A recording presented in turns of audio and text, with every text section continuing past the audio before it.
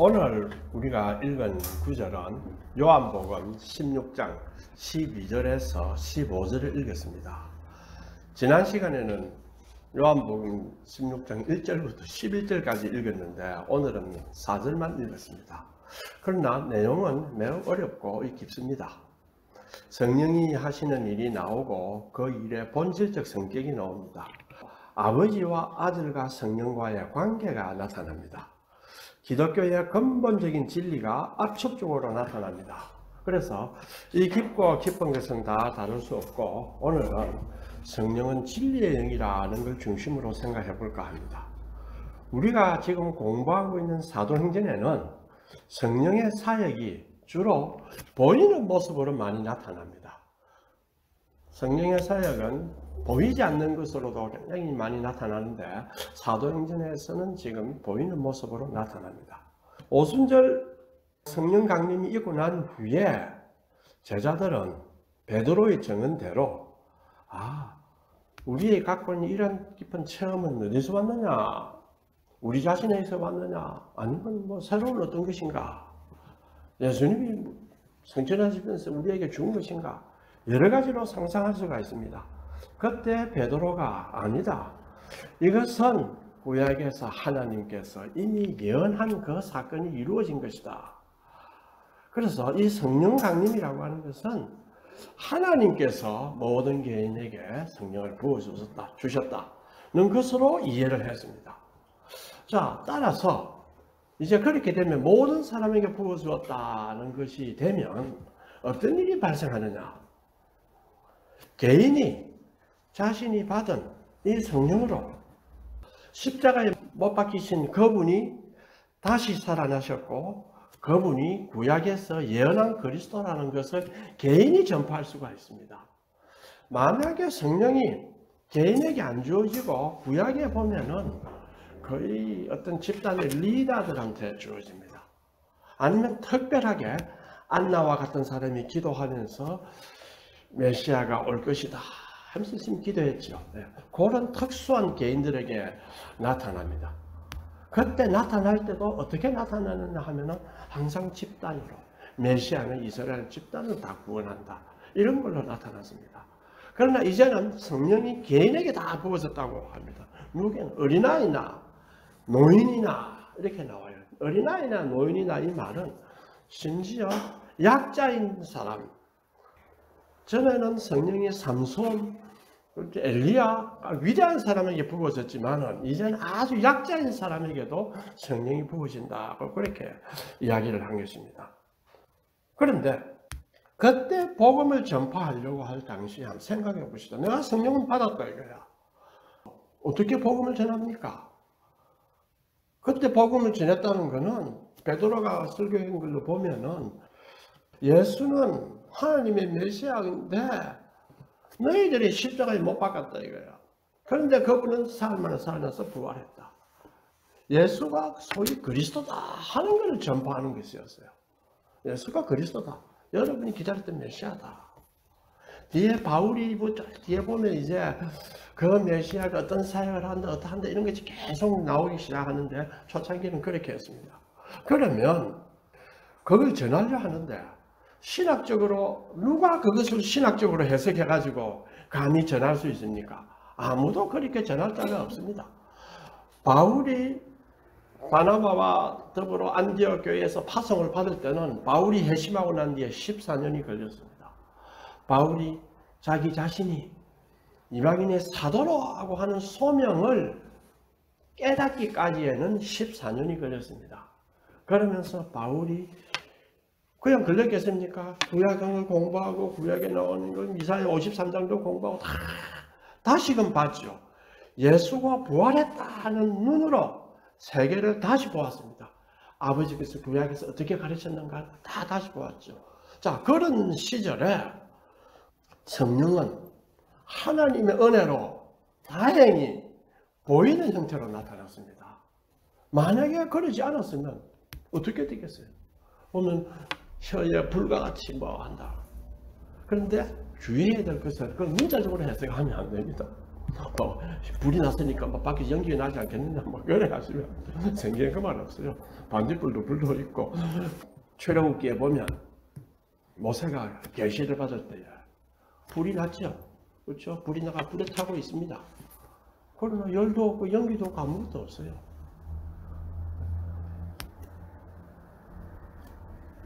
다만 우리가 할 수 있는 것은 주님은 어떤 형태로 보이는 형태로 나타나서 우리 같이 아무것도 모르는 사람에게는 지날 수밖에 없다.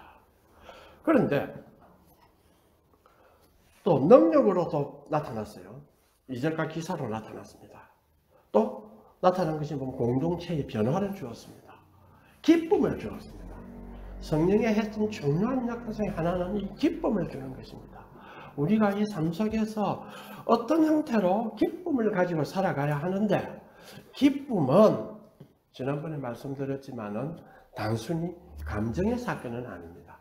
기쁨 자체는 내가 감정적이다 하는 것 같은데 요새 기쁨의 현상화, 기쁨의 논리 뭐 이런 것도 많이 하는데 기쁨은 어떤 세계관을 자기가 소유하느냐, 자기가 어떤 것에 가치를 더 두느냐 여기에서 기쁨이라는 것이 형성이 됩니다.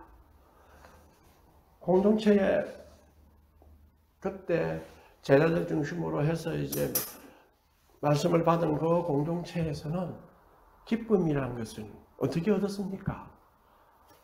새롭게 세계를 보한 것입니다. 아, 우리 주님이 살아나셨다. 그리고 우리에게 성령이 임해서 이제 뭐를 누립니까? 주 안에서 자유를 누릴 수가 있다. 그전에는 율법과 제한 안에서 무엇이 옳은지는 우리 가르치는 것이 옳다고 생각하고 따라만 갔어요. 그럼 이제 그렇지 않다. 성령을 통해서 나도 하나님을 볼 수 있다. 제사장을 통해서만 봐야 되고 그 유대 율법 체제, 그 체제의 바리새인들 그 시스템 속에서 내가 하나님을 보았는데 지금은 그렇지 않다. 얼마나 그 사람들한테는 기쁨이 많겠어요. 아, 이 세상에 있는 것은 자, 옛날에는 높은 자리에 가야만이 기뻤습니다. 옛날에는 많은 재물이 있어야 기뻤습니다. 옛날에는 내 아들이 어디 큰 자리에 해야 기뻤습니다. 그러나 성령을 받고 보니 깨달음이 뭐냐? 아니다. 말씀대로 잘 살아가는 것이 참으로 기쁜 삶이다. 내 자녀가 뭐 돈을 많이 벌어서 뭐해서 다 필요 없습니다. 하나님 말씀을 지키면서 굶지 않고 잘 살아가면 남에게 해를 끼치지 않고 남에게 빛을 비칠 수 있는 그런 행실을 하고 살아가면 그것이 예수 믿는 그리스도인이 살아가는 가장 행복한 것이라는 것을 이 사람들은 깨달았기 때문에 그들에게는 기쁨이 왔습니다. 또 보십시오. 제가 베드로를 막 생각해 봤습니다. 베드로는 총책임자로 보니까 대장으로 이제 리더로서 나타났어요. 자, 그런데 고넬료가 찾아옵니다. 고넬료는 이방인입니다. 그런데 희한한 것은 그 고넬료가 유대 전통을 보고 이게 좋은 점이 많다. 어디 뭐 제사 이런 걸 했겠습니까? 아니다 이거. 가난한 자를 도와주라, 사람에게 착하게 대해라 이런 걸 배웠습니다. 그것이 좋은 가치다. 로마에서는 그거는 그렇게 고귀한 덕은 아닙니다. 남 베풀가면 좋지요. 그러나 계급에 올라가야 그 계급 아래서는 성립하는 거고 계급 바깥에는 성립하지 않습니다. 고귀한 가치는 계급의 사다리 높은 데 올라가는 것이 고귀한 가치고 나머지 가치는 계급의 사다리 안에서 이루어지는 가치입니다. 그러니까 열등한 가치입니다. 그런데 고넬료 같은 사람 보니까 아니다 이거야. 이것이 진짜 인간의 가치가 아닌가. 그러니까 유대교를 받아들이죠. 그러면서 베드로를 또 예수가 어떻다 하는 걸 들었으니까 베드로를 쫓아가고 싶어요. 자, 베드로는 딜레마 아닙니까? 성령이 임해서 요엘서에 다 부어졌다는 걸 알았는데 그리고 이 성령을 가지고 앞으로 어떻게 내가 이 사람들을 인도해야 되냐. 자기는 생각에 유대인들한테만 왜? 예수는 유대인들한테 왔기 때문에 그럴 거라고 생각하죠. 그런데 그 베드로가 신학적으로 다 공부를 했겠습니까? 어쩌습니까? 그때 하늘에서 뭐가 직접적 계시가 없으면 안 됩니다. 보살이가 들리고 유대인이 속죄도가 먹지 않는 짐승이 당겨서 내려오고 세 번이나 체험을 했습니다. 그때 베드로에게는 새로운 신학이 형성됐죠. 이 복음은 이방인에게까지 가는 거다. 직접적인 보이는 어떤 형상을 보고 신학이 형성된 거예요. 이방인에게까지 복음이 전파된다. 또 바울은 조금 달랐습니다. 바울은 왜? 이방인은 워낙 거대한 세계입니다. 그 거대한 세계에 복음을 전하려 하면 어떻게 전해야 되겠습니까? 바울은 10몇 년간 신학을 공부를 했어요. 다 공부를 했습니다. 구약은 깨뚫었죠. 그러니까 로마서보다 다 쓸 수 있었습니다. 그러나 전파를 나가려고 할 때는 쉽지 않습니다. 그래서 공동체의 변화를 일으키는 많은 능력을 바울은 가질 수가 있었습니다. 그 능력이 나타났습니다. 또 이 공동체는 개인적 자신만 하는 개인적 삶에서 유무상통하려고 하는 기쁨과 희망의 공동체로 이 변화가 이루어지죠. 공동체가 튼튼해야 예수 그리스도라는 것을 전파해야 하는 사명을 감당할 수 있습니다. 공동체가 튼튼해야 됩니다. 굳건한 마음을 가진 사람은 소수라도 많은 복음을 전할 수 있지만은 희미하게 그냥 동창회다 이거예요. 동창회처럼 왔다가 재밌고 교제하러 왔다 이거예요. 그럼 복음을 못 전합니다. 그런 사람을 보고 복음을 전하게 될 때는 어떻게 되냐? 오는 사람도 예수 믿는 게 그냥 친구 사귀고 한 좋네 예수 선한 사람 아이가 이래. 그러면 기도만 복 주는데 이런 형태로 가게 됩니다. 그러니까 성령의 강력함이 그 당시 어떻게 역사했습니까? 재산을 팔 수도 있고 할 정도로 기쁘게 힘있게 역사를 했습니다. 사실은 예수 부활은 거대한 사건입니다.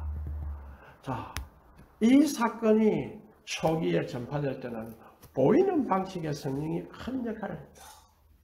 그런데 오늘 읽은 요한복음에서는 성령에 대해서 다르게 이야기합니다.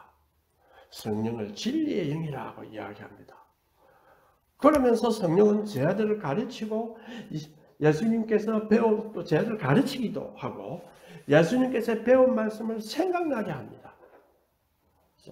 14장 26절에 보면요. 우리가 지난번 읽을 때 보혜사고 아버지께서 내 이름으로 보내신 성령 그가 너희에게 모든 것을 가르치고 내가 너희에게 말한 모든 것을 생각나게 한다. 오늘 읽은 우리 16장에 있는 것은 이 구절의 대응부로 생각되는데요. 파라클레이토스라 옆에서 서포트하는 사람. 이 구절은 이제 제자들의 선생으로서의 성령입니다. 거기에 초점을 좀 둡니다. 생각나게 하려면 어떻게 해야 됩니까? 가만히 팍 떠올라서 생각나게 하는 겁니까? 가르쳐야 됩니다.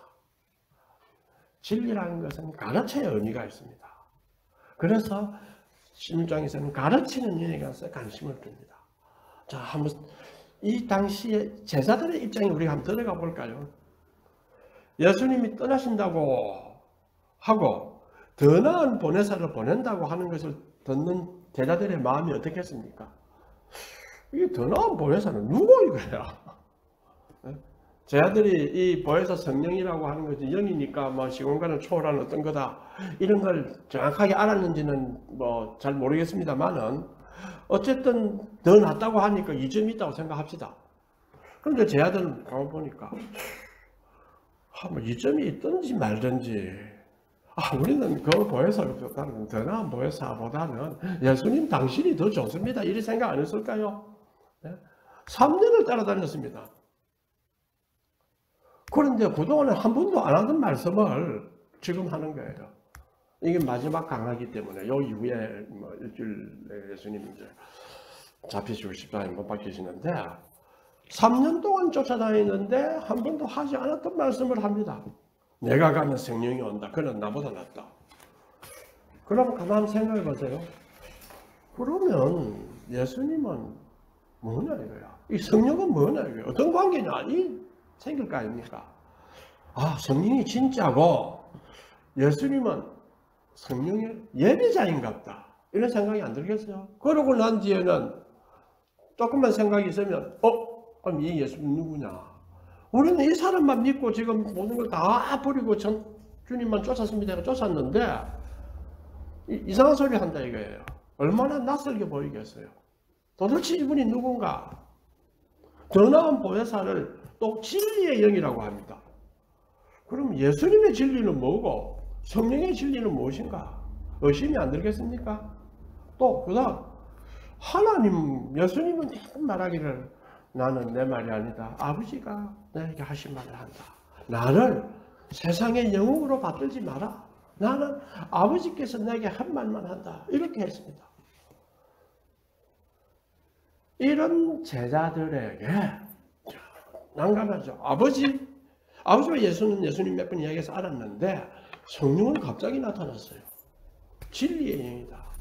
자기는 떠난다. 더 나은 보혜사다. 이 관계가 어떠한가라는 문제가 발생을 합니다. 그래서 16장 오늘 읽은 구절이 아주 압축했지만은 여기에 대한 답을 주고 있습니다.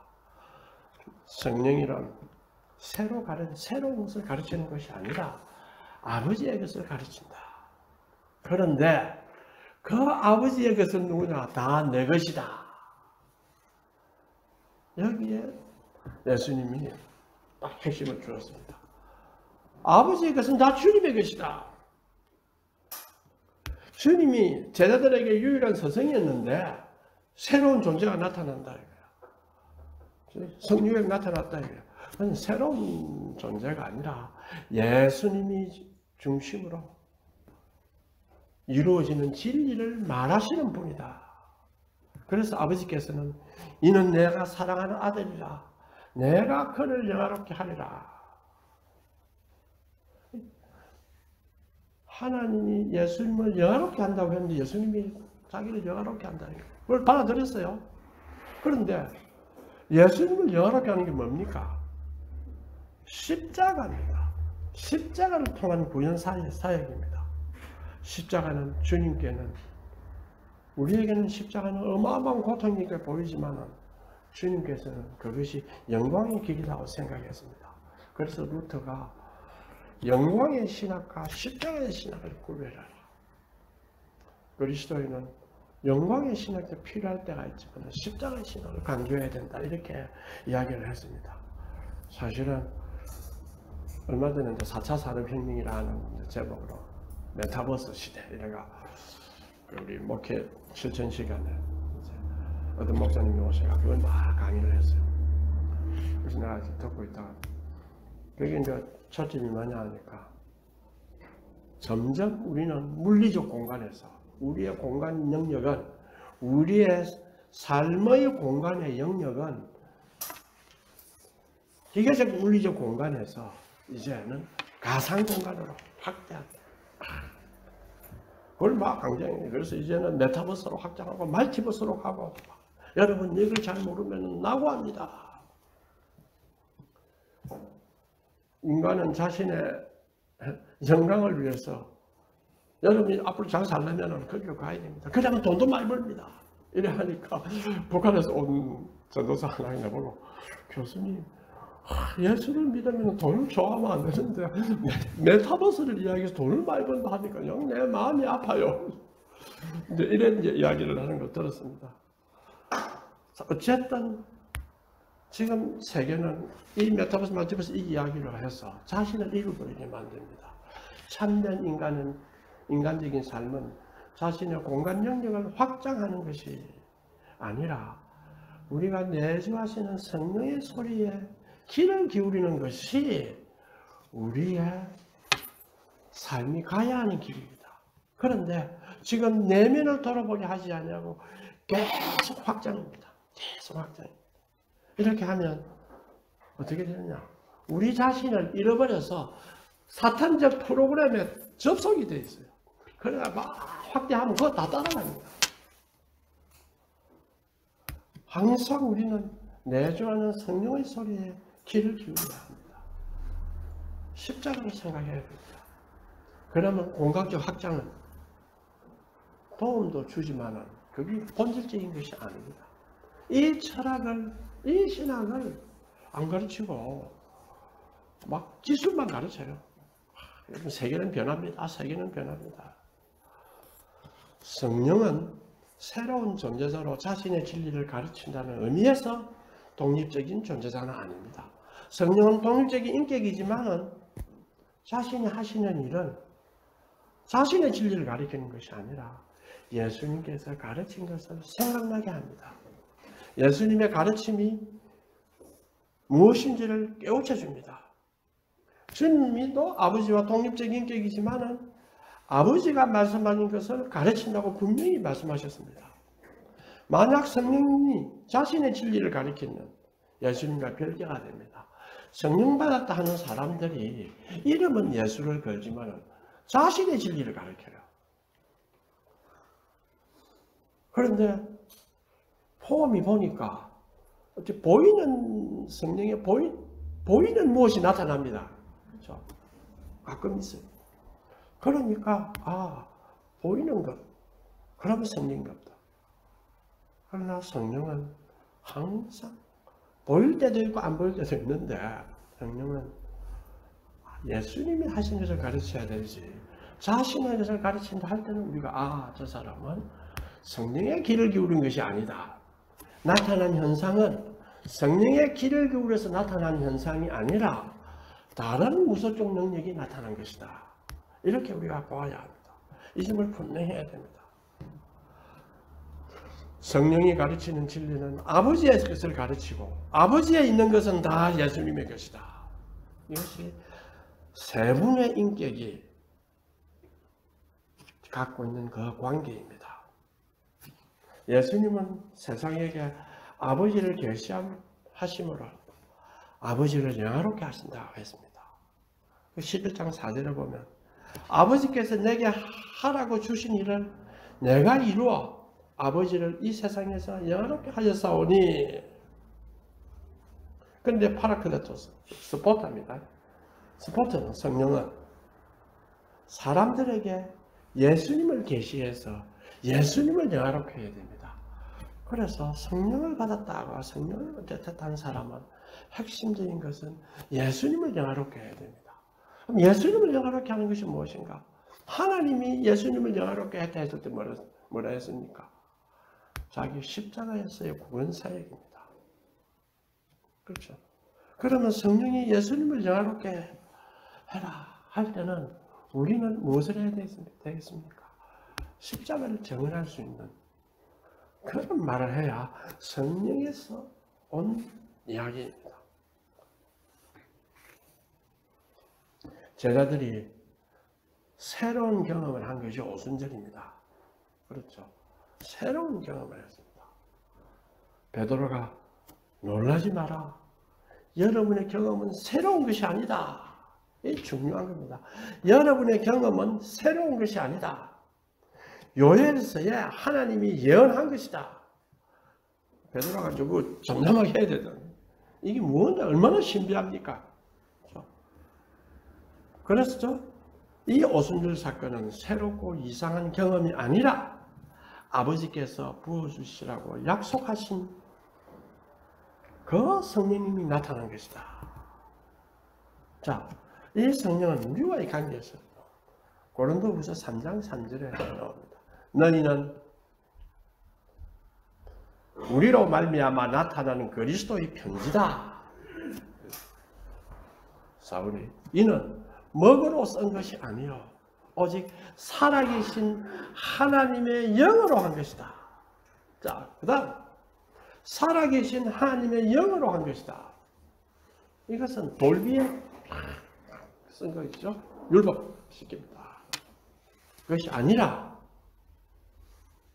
육의 신비, 마음의 돌판에 새긴 것이다. 모든 사람에게 마음의 돌판에 새긴 것이다.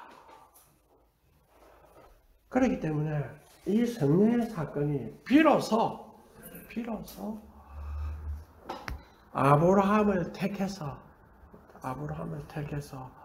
열국이 복을 받고 또 열국에게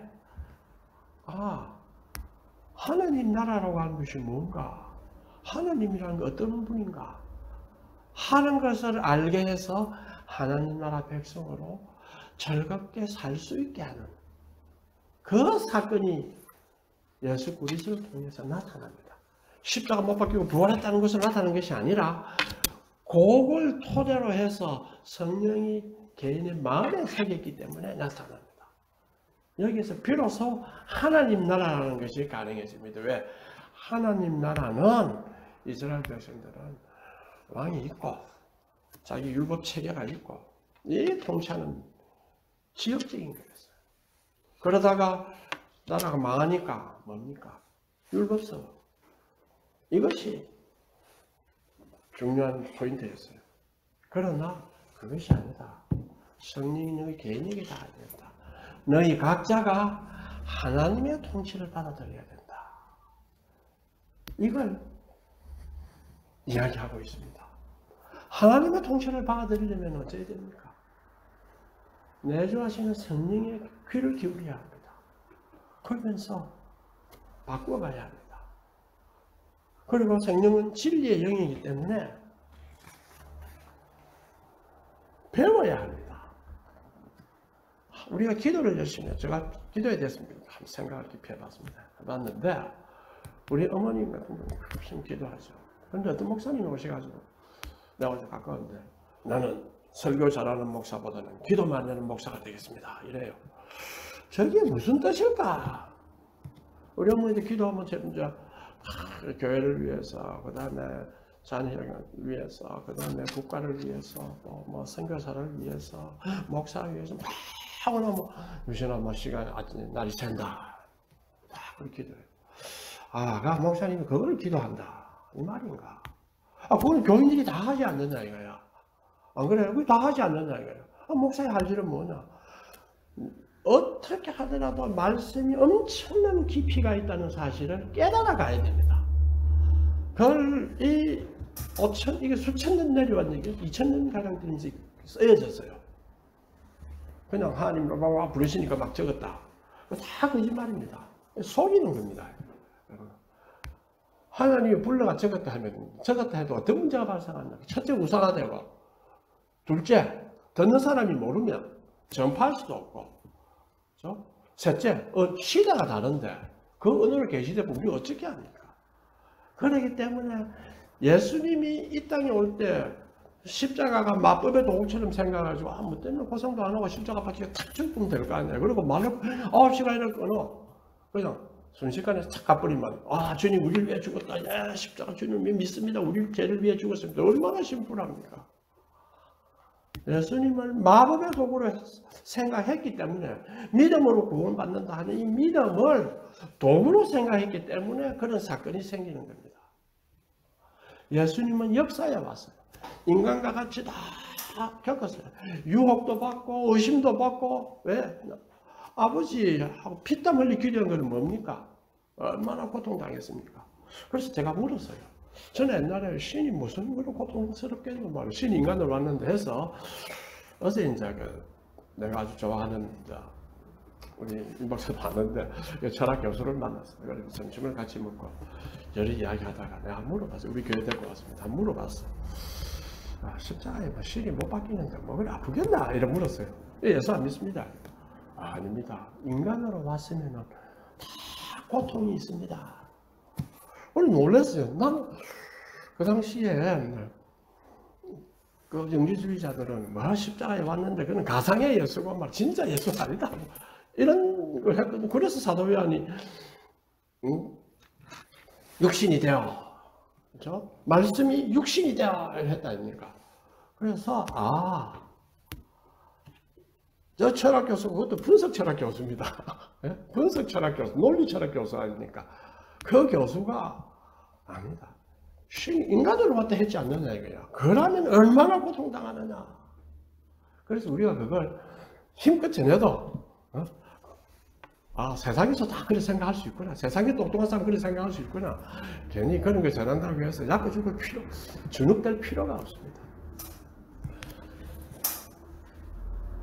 하나님은 인간에게 진리를 계시하실 때에 이 진리는 과정이 있습니다. 과정이 있어요. 왜냐하면 글자도 잘 모를 때, 글도 모르는 사람에게 계시를 전할 때 어떻게 전하겠습니까? 그렇죠. 글도 모르고 배운 것도 없고 하면 맨날 싸우고 감정적으로 움직이는 사람을 어떻게 전해야 되겠습니까? 왕이 있고 그 다음에 니나 내나 뭐 다 똑같다. 민주다. 다 똑같다. 한 사람은 책을 읽고 나라를 어떻게 통치해야 될 줄 알고 앞으로 바람이 불면은 제방이 터진다는 것도 알고 적국에서 침공해 올 것도 알고 이걸 다 아는 사람이 있어야 되는데 다 똑같다. 안 되잖아요. 그러니까 고대는 고대대로의 체계가 있습니다. 신분제 체계가 다 있습니다. 그때 말씀이 전해질 때는 어떻게 전해야 되겠습니까? 그럼 또 지금에 와서 이제 이 지금에 와서 말씀을 전할 때는 어떻게 지내시겠습니까? 이제 거리 통하고 로마 시대 거리 통하고 다 가는 이 시대 앞으로 가는 시대 아닙니까? 그러니까 성령이 와야 개인에게 전해야 됩니다. 그런데 이 성령의 진리는 그냥 교회에만 제한되어 있지 않습니다. 우리가 학교에서 학생을 열심히 가르치는 게 진달래 꽃은 김소울의 작품이다. 이 참이다 이거야. 그렇죠. 참이다 이거. 그리고 김소울 해석하면 이렇다. 참이다 이거야. 그런 것도 진리라면 그 참이라면 다 하나님의 진리입니다. 다 하나님께로 하나님이 진리의 원천이고 근원이기 때문에 우리는 세상의 진리도 열심히 공부해서 가르치고 하는 것이 바로 하나님의 일이기 됩니다. 또 중요한 것은 이 계시는 과정이 있다는 거. 역사에 따라서 다 달라집니다. 표현 방식이나 다 달라집니다. 그래서 구약에 보면 다 한다니까. 또 바로 구약에 있는 사건을 다 여러분 소설을 논리적으로 딱 정리해가지고 몇 개 빼면요. 그러니까 주면 감동 받습니까? 아무도 감동 안 받습니다. 우리 국문학 하시는 선생님들 아실 겁니다. 어떤 걸 전하려면 문학적으로 싹 꾸며서 또 전하면은 감동을 엄청 받죠. 또 그거는 감동 정도가 아닙니다. 오랜 기억으로 갑니다. 오랜 기억으로. 성경을 한번 보십시오. 정말 굉장히 문학적인 걸 문자적으로 막 이해해가지고 막 하는 사람이 있죠. 성령이 끝까지 가르치니까 배워라 하는데 그걸 안 한 거죠. 세상 끝날까지 가르치려니까 세상 끝날까지 배워야 됩니다. 가르치려고 하는 사람은, 리더가 되려고 하는 사람은 어떻게 해든지 배워야 됩니다. 왜?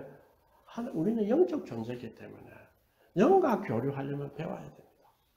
그리고 우리가 이제 기도를 할 수 있습니다. 기도할 때에 그 기도의 수준이 어찌해야 되느냐 하는 것도 내가 말씀을 많이 알려면 기도도 우리가 대화를 합니다. 강구도 있고 대화도 라고 이야기할 때는 어떻게 해야 되겠습니까? 내가 말씀을 많이 알면 하나님께 묻습니다. 에거스틴이 고백년에 보십시오. 시간이 무엇입니까? 내가 시간을 알려고 하면은 나 아는 줄 알았는데 시간을 잡고 이해하려고 하니까 시간을 모르겠습니다. 하나님과 대합니다.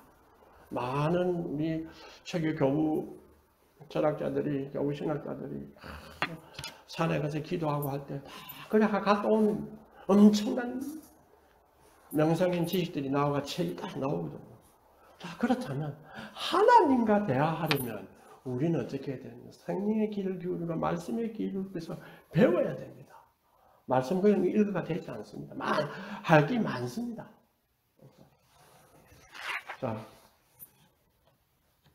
주님께서 너희가 감당하지 못하기 때문에 내가 다 이룰 수 없다. 그럼 어떻게 합니까? 성령이 오시면 너희에게 내가 그동안 다 가르쳤던 것을 다 가르치리라. 이렇게 이야기를 했습니다. 그러면 이 성령 시대에 우리가 살고 있습니다. 이 성령 시대에 우리가 마라나타 주님이 한 번 오셨으니 다음에 또 주님이 오실 것이다 하고 우리가 외칠 수 있는 것은 어떻게 해서 가능하냐? 성령님이 오셨기 때문에 가능합니다. 성령님이 오시지 않았더랬으면 예수님 성천하고 끝아닙니까? 우리하고는 관계가 없어요.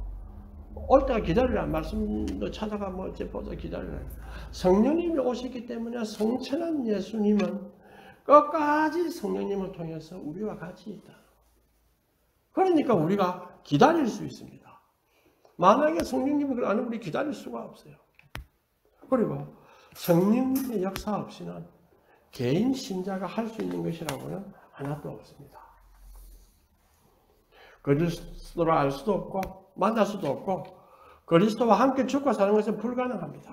또 이 성령의 역사 없이는 하나님을 사랑하거나 이웃을 사랑하는 것도 불가능합니다.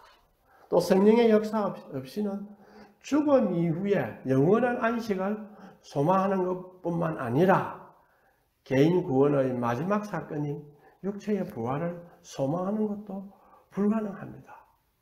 우리가 이제 성령 속에 사는 사람이다. 그럼 성령 어딨노? 내가 막 깝깝할 때도 많고 세상 욕망에 휩쓸릴 때도 많고 다 많은데 그래서 어떻게 사느냐면 보이는 성령을 많은 사람들은 찾으러 갑니다. 아직도 사도적 능력을 갖고 있고 예언할 수 있다. 이런 사람들 많습니다. 이미 말씀하신 그걸 우리에게 가르쳐주고 이해시키는 작업을 하는데 나 이제 사도적 능력을 가지고 할 수 있다. 그 당시 사도들은 성경을 만들어야 될 때는 그죠? 성경을 만들어야 될 때입니다. 그래서 사도적 능력이 필요한 것이죠. 그런데 이런 사람들이 많습니다. 그래서 자신의 판단을 신뢰하지 못하고 사람들이 우왕좌왕 많이 합니다. 또 기도를 하면은 어떤 체험이 옵니다. 여러 형태로 옵니다. 저도 제가 이제 저한테 만약에 강한 체험이 오면 또 견디기 힘들어요.